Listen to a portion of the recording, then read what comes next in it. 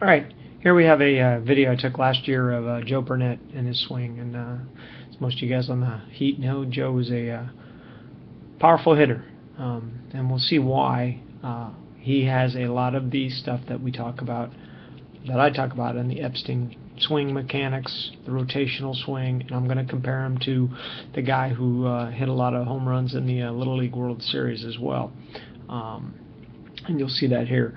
We'll just go ahead and we'll put Joe in. You'll see his swing, full speed here, and then we're going to show it in slow motion.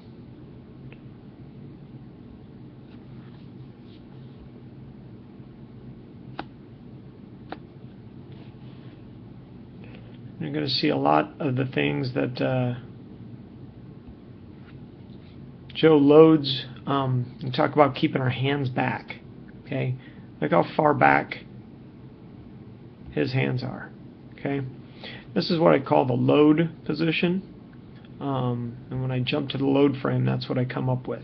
Okay, notice that he has got this forearm pretty good parallel to the ground. Look where his hands are, way back. I didn't do a good job videoing this, but hands are way back here. And look at the angle of his bat. And this is what I'm trying to get a bunch to work on here. Angle of his bat, back that way, knob toward the catcher. That's what we like to say, is knob toward the catcher on this load. Okay, as we put him in motion, okay, his bat comes back a little bit, and he's going to plant. He's going to come on through. He's going to hit. All right. I've talked about a couple of things, but what I'm going to do here is I'm going to bring in, I'm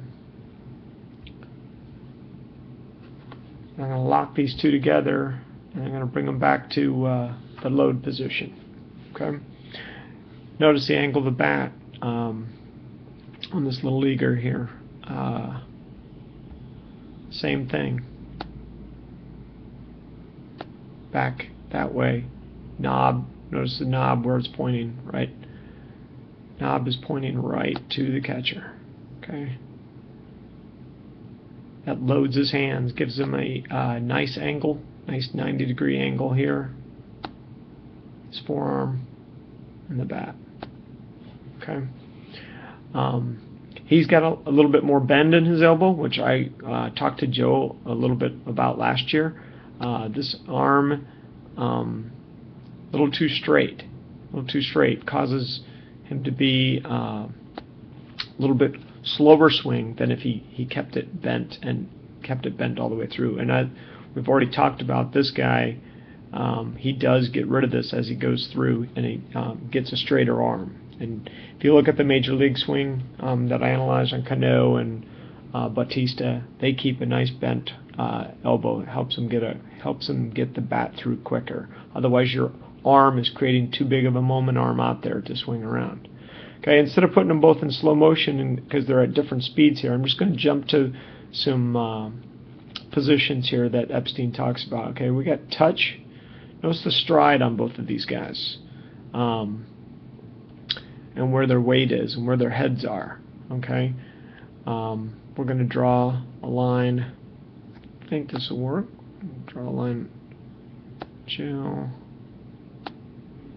Draw a line here. Okay. And as they come through to what Epstein talks about, well, actually the next one is plant. We're going to go to the plant position. They've now planted their heels. Joe starts to move his bat a little bit too soon. You notice the other guy, he's got his hips all the way through, or starting to. He still doesn't have. He actually continues to bring those hips forward as we go through on that heel plant. But again, they're starting to slot this elbow. This elbow will slot down right in next to the side, just like Joe's doing here, as they keep the hands back and bring the hips through first. We'll go to jump, what Epstein calls the three position. Okay, notice where the bat is. right up against the shoulder. Notice the bat angle, very much the same. Notice the heads, they've stayed the same. They haven't moved forward. They're rotating about that axis that was drilled through the front. Joe gets a little bit of his head to the side here a little. And for both of these guys, I've already analyzed this other guy, they're a little bit too straight up. If you're drawn from the...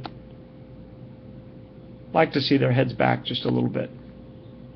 They'd have more power keeping behind the ball a little bit more if their heads were back. And you can see that on Batista and on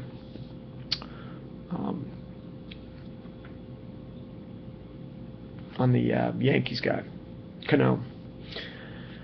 Alright, so now as we look at it, from there, look, they're very similar, and there's a reason. I mean, in both of these, even though Joe didn't take any lessons on that, some of the guys just happen to get that natural rotational swing, and that's where they get their power from.